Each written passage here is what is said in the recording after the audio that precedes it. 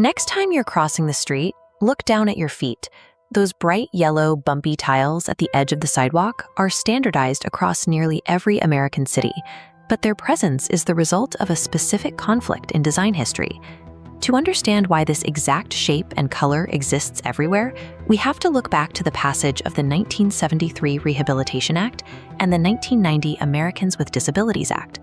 When this legislation was signed into law, it mandated the installation of curb cuts, those small ramps that smooth out the transition from the sidewalk to the street, to make public spaces accessible for people using wheelchairs. But smoothing out that curb had an unintended consequence. By removing the physical drop-off, the clear, tactile boundary between a safe pedestrian walkway and a dangerous intersection was completely erased for blind pedestrians. A legislative fix that provided essential access for one group of people had inadvertently turned the edge of every sidewalk into an invisible cliff for another. The solution ultimately came from a Japanese engineer named Seiichi Miyake, who originally invented these tactile tenji blocks in 1965 to help a close friend whose vision was failing. Miyake's blocks proved highly effective and spread globally, but their adoption in the United States was abruptly halted. From 1994 to 2001, the US government suspended the requirement to install them on curb ramps.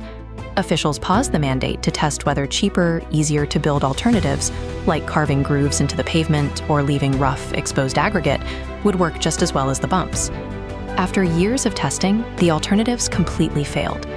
To a pedestrian relying on a long white cane, grooved pavement felt virtually identical to normal sidewalk cracks, weathering, and standard expansion joints. In 2001, the government mandate reverted exclusively to Miyake's bumpy design. It was the only texture that consistently and safely alerted pedestrians to an approaching hazard.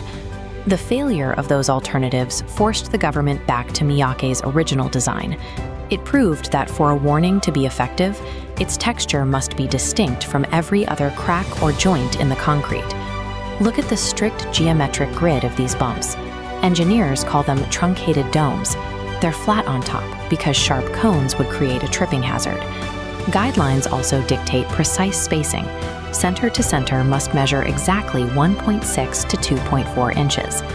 This precise layout creates channels, allowing a navigation cane to glide smoothly between the rows without getting snagged, while still maintaining distinct concentrated pressure against the sole of a shoe. The truncated dome addresses specific constraints. It must be prominent enough to be felt underfoot, but subtle enough to avoid blocking a wheelchair or tripping a pedestrian. Physical texture is only half the design. There is a very specific biological reason these tiles are painted bright yellow instead of matching the gray concrete. The standard is driven by luminance contrast.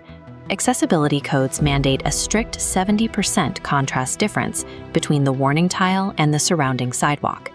This chart maps human photoreceptor sensitivity. The wavelength of safety yellow, between 570 and 590 nanometers, stimulates both the medium green cones and long wavelength red cones simultaneously. This dual stimulation triggers a powerful neural response, making yellow highly visible in peripheral vision. It ensures detectability even for individuals with red-green colorblindness. Safety yellow triggers a strong neural response in the visual cortex, ensuring the warning remains highly visible even when viewed from the periphery. Beyond visual contrast, the tile's primary function relies on how it communicates directly with the nervous system. When a shoe or cane strikes the raised dome, it triggers specialized cutaneous mechanoreceptors embedded deep in the skin of the foot or hand. This initiates a rapid mechanical to neural transduction process. The physical pressure of the hard dome is instantly translated into an electrical signal, warning the body to stop.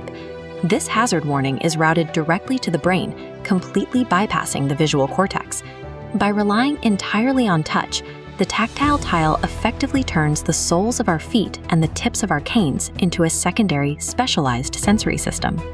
Tactile paving is a textbook example of the curb cut effect, the urban design principle where infrastructure built specifically for a marginalized group ultimately yields structural benefits for the entire population. Today, these tiles act as a reliable physical safety barrier, preventing distracted, smartphone-gazing pedestrians from wandering blindly into active traffic.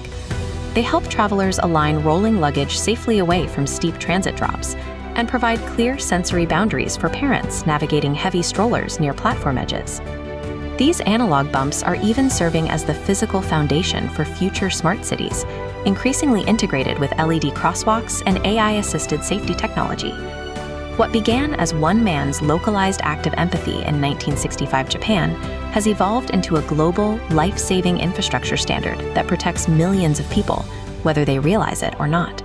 Those tiny yellow bumps are a highly refined interface between human biology and civil engineering. This hidden language quietly provides autonomy and safety at nearly every intersection in the modern world. If you love uncovering the hidden engineering and surprising history behind everyday American life, subscribe to Can You Guess Why? Every week, we decode the invisible systems shaping the world around you.